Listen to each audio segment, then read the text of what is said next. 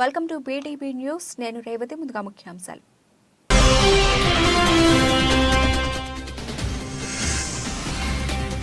పుతిన్ను కలిసిన జైశంకర్, మోదీని ఆహ్వానించిన రష్యా అధ్యక్షుడు.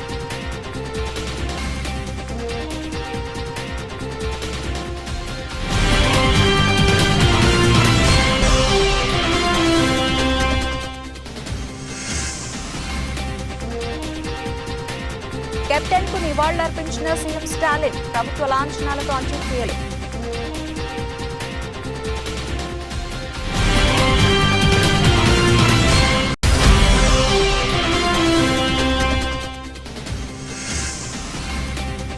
డంపర్ను ఢీకొట్టిన ప్రైవేటు బస్సు, 13 మంది సజీవ దహనం.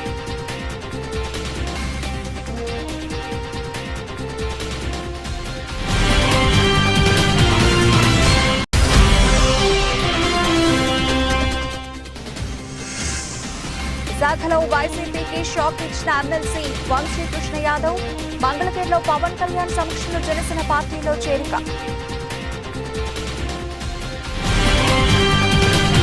విదేశాంగ మంత్రి ఎస్ జైశంకర్ రష్యా అధ్యక్షుడు వ్లాదిమిర్ పుతిన్ ను కలిశారు. క్రెమ్లిన్లో ఆ ఇద్దరి భేటీ జరిగింది. అనేక అంశాలపై వాళ్లు చర్చించుకున్నారు. ఉక్రెయిన్ యుద్ధం గురించి కూడా చర్చించుకున్నట్లు చెప్పారు. వచ్చే ఏడాది తమ దేశానికి రావాలంటూ ప్రధాని మోదీకి పుతిన్ ఆహ్వానం పంపినట్లు జయశంకర్ తెలిపారు.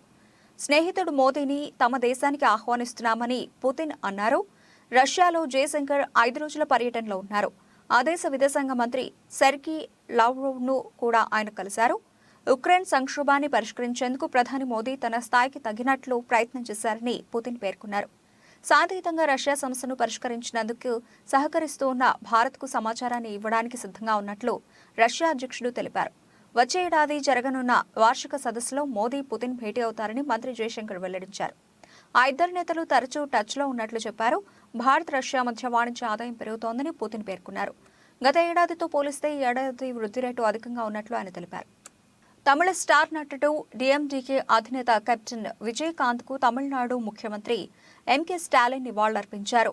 చెన్నైలోని విరుగంబాకంలో నటుడి నివాసానికి చేరుకున్న సీఎం కెప్టెన్ భౌతిక కాయంపై పూలు ఉంచి నివాళులర్పించారు.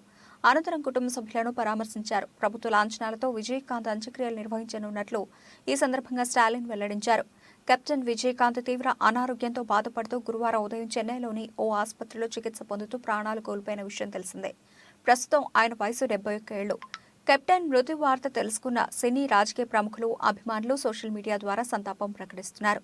మరోవైపు విజయకాంత్ మృతదేహాన్ని అభిమానుల సందర్శనార్థం కోయంబేడులోని డిఎండికే కార్యాలయానికి తరలించారు.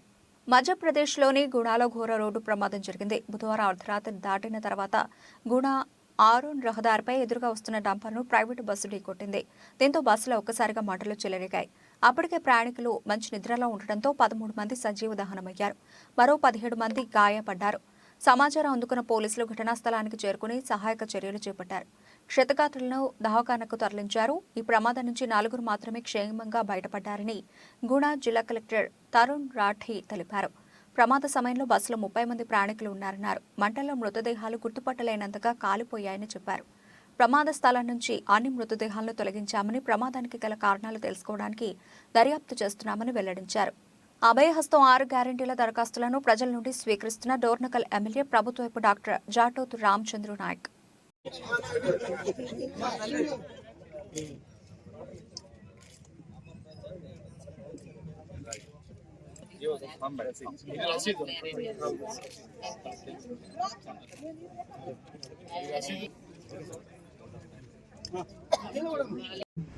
మాట ఇచ్చినట్టుగానే ప్రమాణ స్వీకారం రోజునే అభయహస్తం 6 గ్యారంటీల రైలుపై తొలి సంతకాన్ని చేసింది మన ప్రభుత్వం. కొలువు తీరిన 48 గంటల్లోనే తెలంగాణ ఆడబిడ్డలకు ఆర్టీసీ బస్సులో ఉచిత ప్రయాణం, అర్హులైన వారందరికీ రాజీవ్ ఆరోగ్యశ్రీ 10 లక్షల వైద్య సాయం గ్యారెంటీలను అమలు చేసి చరిత్ర సృష్టించింది.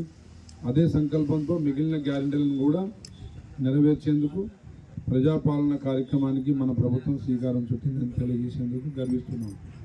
చివరి వరుసలో ఉన్న పేదవారికి కూడా సంక్షేమ పథకాలు అందినప్పుడే ఈ రాష్ట్రం, దేశం అభివృద్ధి చెందుతుంది. ప్రజాపాలన ఉద్దేశం నిస్సహాయులకు సాయం చేయడమే. స్వయంగా ప్రభుత్వమే ఇవాళ మీ ఊరికి, మీ ఇంటికి వచ్చింది. మహాలక్ష్మి రైతు భరోసా, గృహజ్యోతి, ఇందిరమ్మ ఇండ్లు, చేయూత పథకాల కోసం అర్హులైన ప్రతి ఒక్కరి నుంచి దరఖాస్తులను స్వీకరిస్తుంది.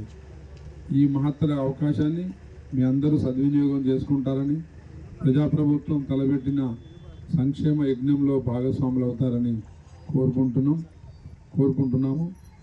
కృతజ్ఞతతో మీ ఒంటరి మహిళ, వితంతు, చేనేత కార్మికులు, ఎయిడ్స్ వ్యాధిగ్రస్తులు, ఫైలేరియా వ్యాధులు, అదేవిధంగా బీడీ ఠేకేదారి ఒక్క సింగిల్ అప్లికేషన్తోనే ఆ కుటుంబ వివరాలు అన్నీ సేకరింపబడతాయి.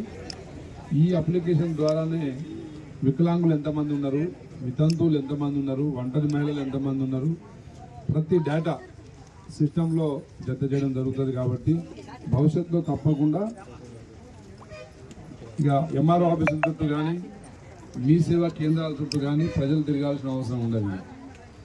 ఈరోజు సదరం క్యాంపులో ఫిజికల్ హ్యాండిక్యాప్డ్ దివ్యాంగుల సర్టిఫికెట్ ఉంటే అది కూడా జత చేసేయవచ్చు. సో వివరాలు కరెక్ట్గా అందజేయడానికి ప్రజలకు మీ ద్వారా ఇన్ఫర్మేషన్ ఇచ్చే విధంగా కొంచెం వివరంగా మీరు రాస్తే తప్పకుండా ప్రజలు. రైతుల సంక్షేమానికి ప్రాథమిక వ్యవసాయ సహకార సంఘం కృషి చేస్తుందని ఎమ్మెల్యే ప్రకాష్ గౌడ్ అన్నారు. గురువారం శంషాబాద్ మండల పరిధిలోని మల్కారం గ్రామంలో ఉమ్మడి రంగారెడ్డి జిల్లా DCC director, Malkaram PSCS chairman Murukunta Satish ఆధ్వర్యంలో నూతనంగా నిర్మించిన కోల్డ్ స్టోరేజ్ గోడౌన్ నిర్మాణాన్ని ఎమ్మెల్యే ప్రకాష్ గౌడ్ ప్రారంభించారు. ప్రజల నుండే నేర్చుకోవాలి. మనం ఆనాడు మనం ఎంతో కష్టపడి తెలంగాణ తెచ్చుకున్నాం. తెలంగాణ తెచ్చుకున్న తర్వాత మన ముఖ్యమంత్రి గారు ఒకటే ఆలోచన ఉండే, ప్రజలకు అందరూ కూడా తెచ్చుకున్న తెలంగాణను సుఖ సంతోషంతో ఉండాలి. నేను కాళేశ్వరం కానీ ఇవన్నీ ప్రాజెక్టుగా కట్టి కోట్లాది రూపాయలు పెట్టి వాళ్ళు తీసుకొచ్చి చాలామంది చాలా మాట్లాడతారు, మీరు ఇంటుంటారు టీవీలలో. మనం కూడా ఇంకో 100 రోజుల దాకా ఎవరితో మాట్లాడద్దు, ఎవరి గురించి అనవద్దు అనేది కూడా మనం కూడా ఒక ఆలోచిస్తున్నాం. ప్రభుత్వం మంచి పని చేస్తే మనం కూడా స్వాగతిస్తాం. మంచి పని చేయకపోతే కూడా కనవాల్సింది ఎవరో కానీ దానివల్ల మనకందరూ కూడా మేము నష్టం జరిగింది ఏం లేదు, మీ అందరూ కూడా తెలుసు. ఇదే పట్టుదల మనం అందరూ కూడా మీ సర్పంచ్ ఎలక్షన్ని కానీ, ఎంపీ ఎలక్షన్ని కానీ, జడ్పీటీసీ అని కానీ, ఎంపీపీ అని కానీ బలంతో మీరు ఉండవలసిన బాధ్యత మీలో ఉన్నది. మనకు సైన్యం ఎక్కువ ఉన్నది, పోరాటం కూడా తక్కువ ఉంటుంది, సైన్యం ఎక్కువ ఉన్నది, ఈజీగా చేయగలుగుతాం. ఏ పని చేసినా మంచిగా గెలవగలుగుతాం. మహబూబాబాద్ జిల్లా కలెక్టరేట్లో జిల్లా కలెక్టర్ కె శశాంక అధికారులతో కలిసి విలేకరుల సమావేశం నిర్వహించి మాట్లాడుతూ, రేపటి నుండి తెలంగాణ రాష్ట్ర ప్రభుత్వం ప్రజాపాలనలో భాగంగా 6 గ్యారెంటీల అమలుకు దరఖాస్తులు స్వీకరించబడతాయని, ప్రతి గ్రామంలో అర్హులైన ప్రతి ఒక్కరూ ఈ దరఖాస్తును పూర్తి చేసి కౌంటర్లో అందించి రసీదు స్వీకరించాలని, ఎవరు ఏ అనుమానాలు ఉన్నా సంబంధిత అధికారి వద్ద నివృత్తి చేసుకోవాలని, ఇదే దరఖాస్తు దశ మాత్రమే అని, ప్రభుత్వ నిబంధనలకు లోబడి లబ్ధిదారులకు ప్రభుత్వ పథకాలు అమలు చేయబడతాయని, కావున ప్రతి ఒక్కరూ 6 గ్యారెంటీలకు సంబంధించి దరఖాస్తు చేసుకోవాలని సూచించారు. ఈ 3 వాక్యాలను మీరు మననం చేసుకుంటారు. జనరల్ కౌంటర్ వాళ్ళకు రసీదు ఇస్తారా? జనరల్ కౌంటర్లో మీరు రిసిప్ట్ తీసుకున్నాను చేస్తాం. ఇతర సమస్యలు ఉంటాయి కదా సార్, చాలా మంది అప్లికేషన్ చేయడానికి ముందుకు వస్తారు, వాళ్ళకి రసీదు ఇస్తారా? రిజిస్టర్లో అయితే మేము నమోదు చేసుకుంటా ఉన్నాము. రసీదు గురించి కూడా అవకాశం ఉంటే ఆలోచిస్తాం ఖచ్చితంగా. పాత పెన్షన్దారులు, పాత రైతు భరోసాదారులు దరఖాస్తు చేసుకోవాలా వద్దా?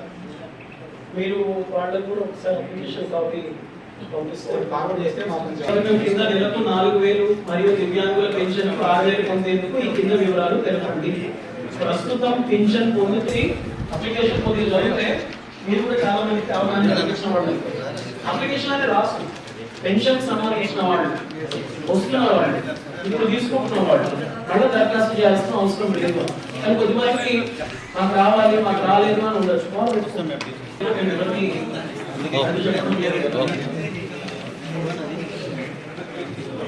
పొట్టి శ్రీరాములు బొమ్మ ఆవరణలో బుధవారం విద్యాశాఖ సమగ్ర శిక్ష కాంట్రాక్ట్ అవుట్సోర్సింగ్ అన్ని విభాగాల ఉద్యోగుల నిరవధిక 8వ రోజు సమ్మెలో భాగంగా అవుట్సోర్సింగ్ ఉద్యోగులంతా మానవహారంతో తమ నిరసనను తెలియజేశారు. అనంతరం జేఏసీ అధ్యక్షులు మురళీకృష్ణ మాట్లాడుతూ, ముఖ్యమంత్రి జగన్మోహన్ రెడ్డి ప్రతిపక్ష నాయకులుగా పాదయాత్రలో భాగంగా ఇచ్చిన మాటను నిలబెట్టుకోవాలని, మాట తప్పని ముఖ్యమంత్రిగా ఉండాలని జేఏసీ తరఫున అభ్యర్థిస్తున్నామన్నారు. నా పేరు పి తవిట్నాయుడు సార్, శ్రీకాకుళం జిల్లా SSA general secretary sir, JAC JAC general secretary sir.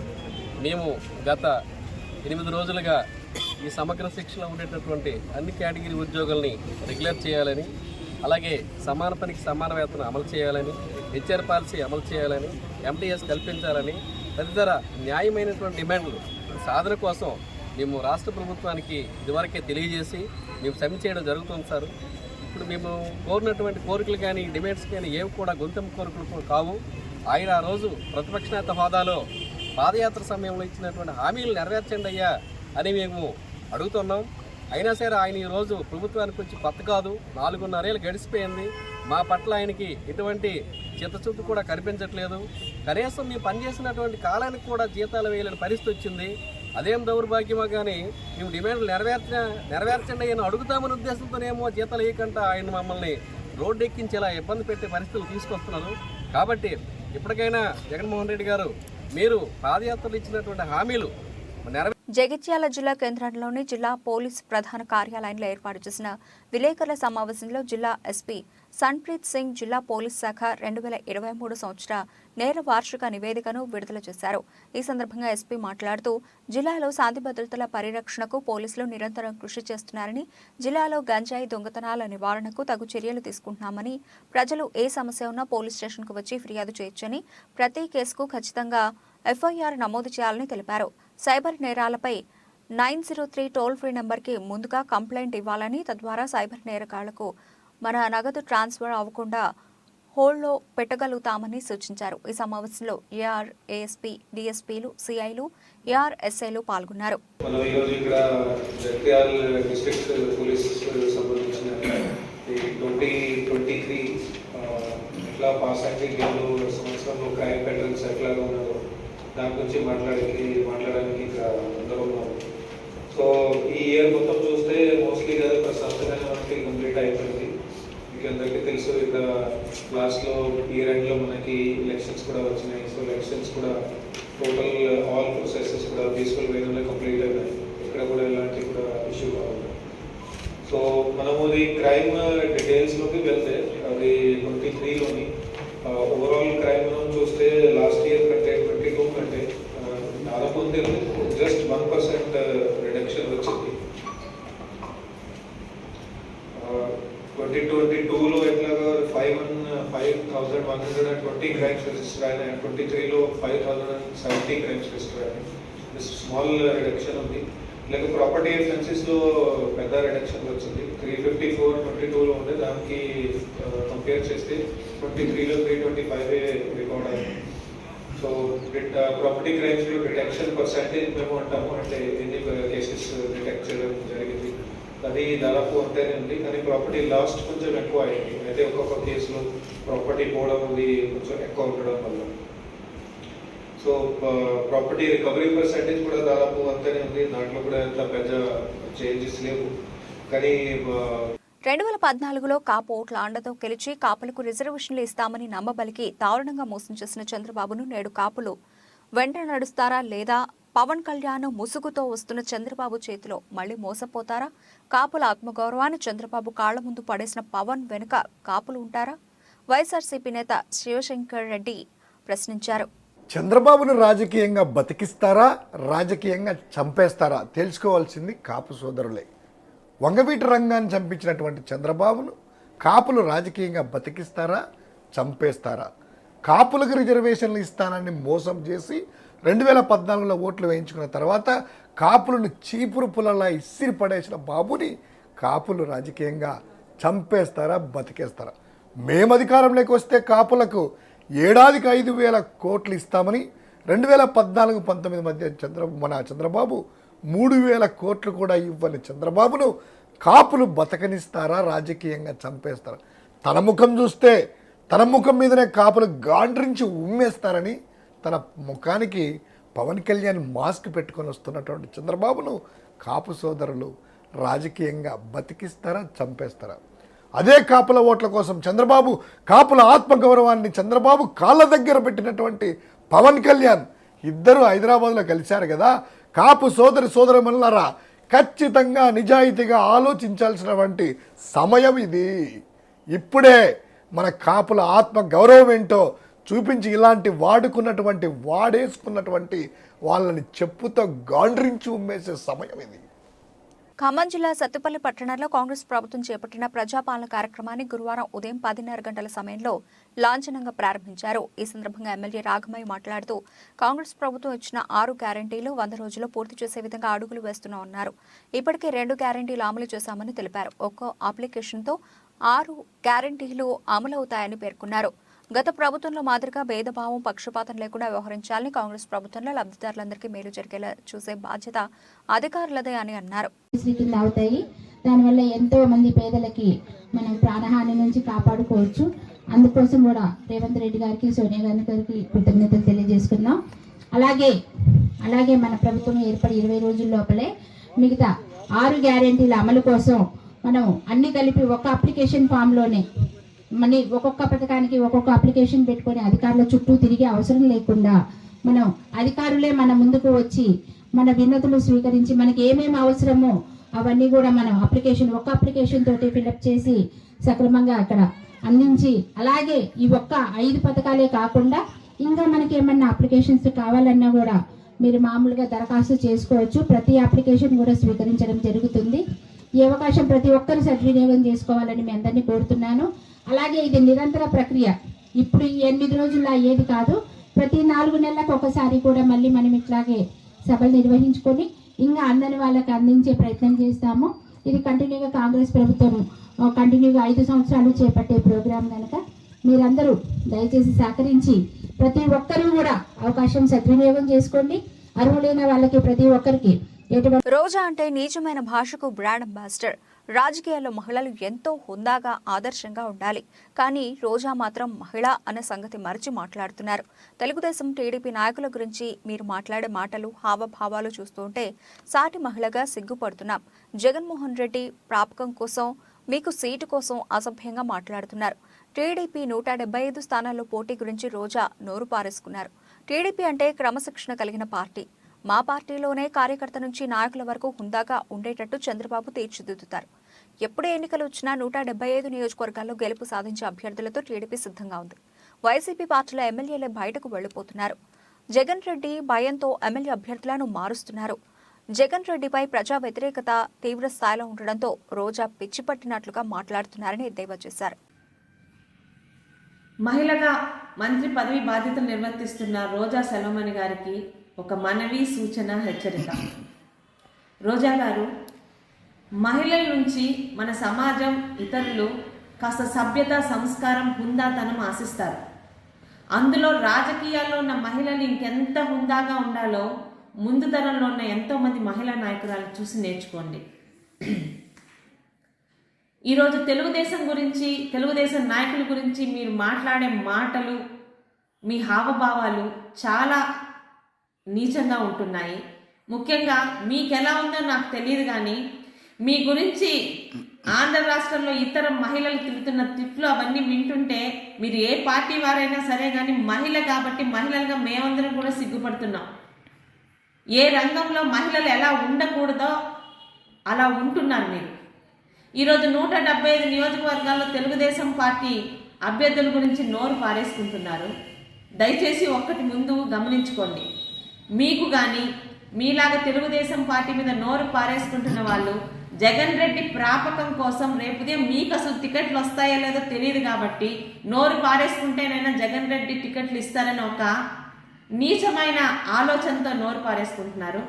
ఎప్పుడు ఎన్నికలు వచ్చినా 175 నియోజకవర్గాల్లో గెలుపుని సాధించే అభ్యర్థులతో రెడీగా ఉన్నది తెలుగుదేశం పార్టీ. ఇక ఓటమి బాటే కాదు, పతనావస్థకు చేరుకున్న మీ వైఎస్ఆర్పీ పార్టీలో అసలు రేపుదే మీకు టికెట్ ఇస్తారో లేదో ముందు అది కనుక్కొని అప్పుడు మాట్లాడితే బాగుంటుంది. దయచేసి నోరుని అదుపులో పెట్టుకుంటే మహిళగా అయినా ఆ కొంచెం గౌరవమైనా మీరు నిలుచుకుంటారని ఆశిస్తూ మీ తోటి మహిళగా ఉంటున్న మీ సోదరి గౌతు శిరీష. గొల్లప్రోలు నగర పంచాయతీ శానిటేషన్ వర్కర్ల సమస్యలు పరిష్కరించాలని నగర పంచాయతీ కార్యాలయం వద్ద సమ్మె నిర్వహించారు.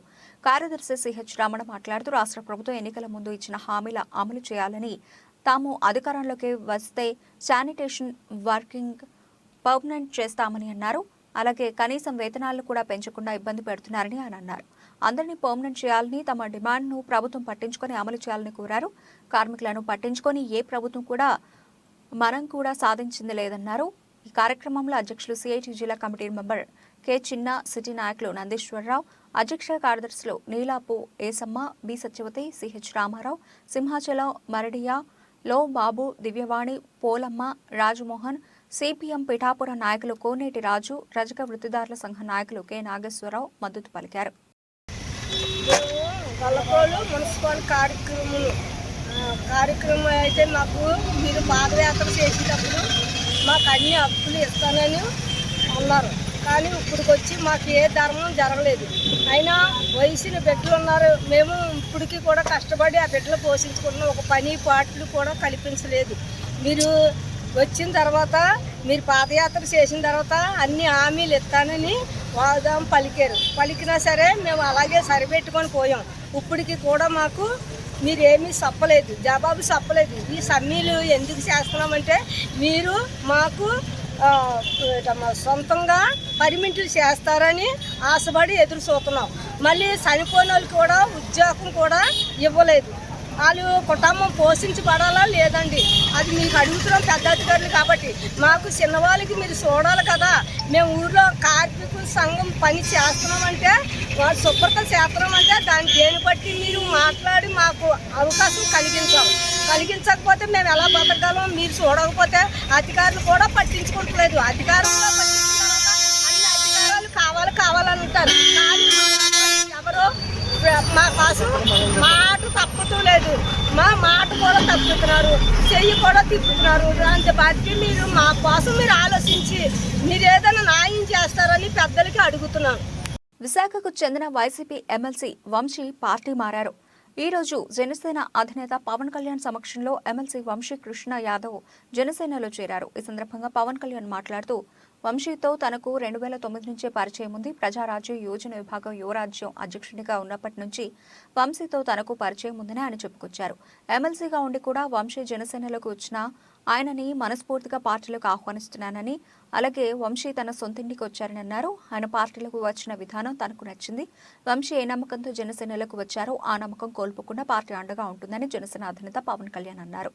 వంశీని తాను నియోజకవర్గం దృష్టిలో తాను చూడడం లేదు. వంశీ వంటి నేతలు రాష్ట్రానికి అవసరం. వంశీకి చాలా బలంగా పార్టీ అండగా ఉంటుంది అని పవన్ కళ్యాణ్ పేర్కొన్నారు.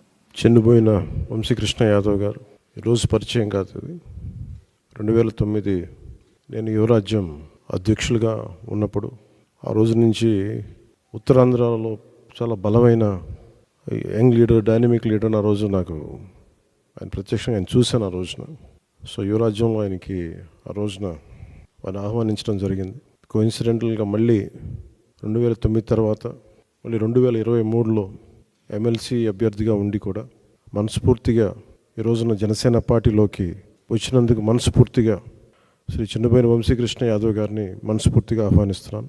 వారితో పాటు పార్టీలోకి వచ్చిన మీ నలుగురికి కూడా ప్రత్యేకించి నా హృదయపూర్వక ఆహ్వానం పలుకుతూ ఉన్నాను. నేను 2009 నుంచి వీరిని చూస్తూ ఉన్నాను. చాలామంది ఆ రోజుల్లో ఇంక్లూడింగ్ తెలంగాణలో కూడా చాలామంది యువరాజ్యంలో ఉన్న వ్యక్తులు చాలామంది కీలకమైన నాయకులు అయ్యారు ఈ రోజున, అటు తెలంగాణలోనూ ఇటు ఆంధ్రాలో. సో ఆ కోవకు చెందిన శ్రీ వంశీకృష్ణ యాదవ్ గారు మనస్ఫూర్తిగా మళ్ళీ ఇంకొకసారి రావటం, ఇందాక ఆయన అన్నట్టుగా తిరిగి సొంత ఇంటికి నేను వచ్చినట్టుగా ఉందంటే మనస్ఫూర్తిగా నేను అదే దృష్టితో చూస్తూ ఉన్నాను. ఇది అలాగే ఆయన వచ్చిన విధానం నాకు చాలా నచ్చింది. ఏ సమస్యల మీద ఇవన్నీ ప్రస్తావించకుండా భావజాలం ఇది మరింతగా ఆకట్టుకుంది. ఆయన పార్టీలోకి రాకముందు చర్చల మీద నేను అర్థం చేసుకుంది. వైఎస్ఆర్సీపీ పాలన గురించి వీటి గురించి ఏమి కాకుండా నేను ప్రత్యేకించి ఇంతకుముందు ఎట్లాగైతే ఆకర్షితున్నాయి నేను 2009లో వచ్చాను. అది కూడా చాలా స్వల్ప తేడాతో ఓడిపోయారు విశాఖ తూర్పు నియోజకవర్గం నుంచి. 2014 కూడా అదే పరిస్థితి. కానీ పోటాపోటీగా మళ్ళీ ఎమ్మెల్సీ ఎన్నికల్లో పోటీపడి గెలిచి ఆ విజయం మరి ఇలాంటి బలమైన నాయకుడిని జనసేనకి మనస్ఫూర్తిగా ఇష్టపడి వచ్చినందుకు ఇంకొక మారు మనస్ఫూర్తిగా ధన్యవాదాలు తెలుపుకుంటూ, ఏ నమ్మకంతో అయితే జనసేనలోకి వచ్చారో మీకు మనస్ఫూర్తిగా నేను వ్యక్తిగతంగా పార్టీ పరంగా భరోసా ఇస్తున్నాను. మీకు అండగా ఉంటాం. మీతో పాటు వచ్చిన మీ అందరికీ కూడా ఈ రోజున కండువాలించిన ప్రతి ఒక్కరు కూడా పేరు పేరున మీలో ఒకళ్ళు ఇద్దరు నాకు ఖచ్చితంగా యువరాజ్యంలో చేశారని అనుకుంటా ఉన్నాను. మీరు చేశారు దుర్గాప్రసాద్ గారు. సో మీ అందరికీ మరోమారు మనస్ఫూర్తిగా స్వాగతం పలుకుతూ, నేను చూస్తుంది మీకు ఆయనతో పాటు గత దశాబ్దన్నర కాలంగా ఉన్నారు కాబట్టి ఆయనకి ప్రత్యేకించి మీకు చెప్తున్నాను. ఇది ఆయన్ని నేను ఒక నియోజకవర్గం దృష్టితో చూడట్లేదు. అలాంటి బలమైన వ్యక్తులు రాష్ట్రానికి చాలా అవసరం. రాష్ట్ర స్థాయి నాయకుడిగా ఆయన ఎదగాలి. మనస్ఫూర్తిగా దానికి నా వంతు కృషి నేను చేస్తానని మీకు తెలియజేసుకుంటూ, ఆయన నమ్మి మీరు ఇంతకాలం ఆయనతో ఉన్నందుకు మీరు మనస్ఫూర్తిగా భవిష్యత్తులో ఆయనకి మంచి భవిష్యత్తు వేసేలాగా పార్టీ చాలా నిర్మాణాత్మక చర్యలు తీసుకుంటాం. చాలా బలంగా ఆయనకి అండగా ఉంటామని తెలియజేసుకుంటూ, దీనికోసం ఆయన పార్టీలో చేరిక వచ్చిన ఇక్కడ జనసేన నాయకులందరికీ అంతర్జాతీయ ట్రెండ్ సానుకూలత, దేశీయ ఆర్థిక ఫండమెంటల్స్ బలపడుతున్న సంకేతాలతో భారత స్టాక్ మార్కెట్ మరో కొత్త చరిత్ర సృష్టించింది. వరుసగా 4వ రోజు బలమైన ర్యాలీ జరిపింది. బుధవారం బీఎస్ఈ సెన్సెక్స్ తొలిసారిగా 72,000 పాయింట్ల శిఖరాన్ని అధిరోహించింది. తాజాగా 702 పాయింట్లు పెరిగిన ఈ సూచి 72,038 పాయింట్ల వద్ద ముగిసింది. ఇదే బాటలో ఎన్ఎస్ఈ నిఫ్టీ 21,600 పాయింట్ల స్థాయిని మొదటిసారిగా దాటేసింది. 213 పాయింట్ల భారీ లాభంతో 21,655 పాయింట్ల వద్ద ముగిసింది. గత వారం ప్రథమార్థంలో చవిచూసిన నష్టాల నుంచి మార్కెట్ సులభంగా కోలుకోవడమే కాకుండా కొత్త రికార్డు స్థాయిల్ని చేరిందని, అంతర్జాతీయంగా ద్రవ్యోల్బణం తగ్గుతున్న కారణంగా యుఎస్ ఫెడరల్ రిజర్వ్ త్వరలోనే వడ్డీ రేట్లను తగ్గిస్తుందని ఆశాభావంతో శాంటర్ ర్యాలీ జరుగుతున్నదని Geojit financial services research head Vinod Nair చెప్పారు. దేశంలో భారత్తో జరుగుతున్న తొలి టెస్ట్లో దక్షిణాఫ్రికా రెండో రోజు స్పష్టమైన ఆధిపత్యాన్ని ప్రదర్శించింది. భారత్ను 245 పరుగులకై పరిమితం చేసిన దక్షిణాఫ్రికా రెండో రోజు ఆ స్కోరును అధిగమించడంతో పాటు ఆధిక్యాన్ని సొంతం చేసుకుంది. తన కెరీర్లో చివరి టెస్ట్ సిరీస్ ఆడుతున్న సఫారీ మాజీ సారథి డీన్ ఎల్గర్ బంతుల్లో 211 బంతుల్లో 140 నాటౌట్, 23 ఫోర్లు, అజయ్ శతకంతో చెలరేగాడు. అతడికి తోడుగా తొలి టెస్ట్ ఆడుతున్న డేవిడ్ బెడింగ్హామ్ అర్ధ సెంచరీతో రాణించడంతో రెండో రోజు ఆట ముగిసే సమయానికి దక్షిణాఫ్రికా 66 ఓవర్లలో 5 వికెట్ల నష్టానికి 256 పరుగులు చేసింది. ప్రస్తుతం సఫారీలు 11 పరుగుల ఆధిక్యంలో ఉన్నారు. బులెటిన్ ముగించే ముందు హెడ్లైన్స్ మరోసారి.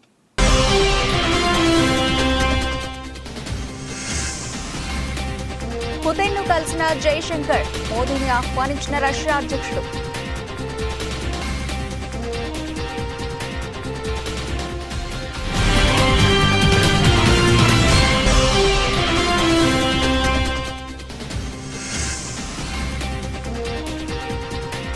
కెప్టెన్ కు నివాళులర్పించిన సీఎం స్టాలిన్, ప్రభుత్వ లాంఛనాలతో అంత్యక్రియలు.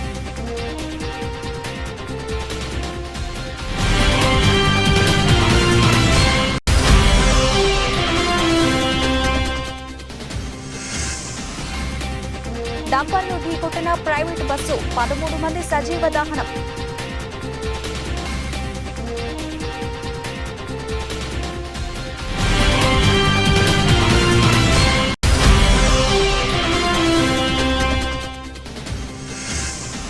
విశాఖలో వైసీపీకి షాక్ ఇచ్చిన ఎమ్మెల్సీ వంశీకృష్ణ యాదవ్, మంగళగిరిలో పవన్ కళ్యాణ్ సమక్షంలో జనసేన పార్టీలో చేరిక.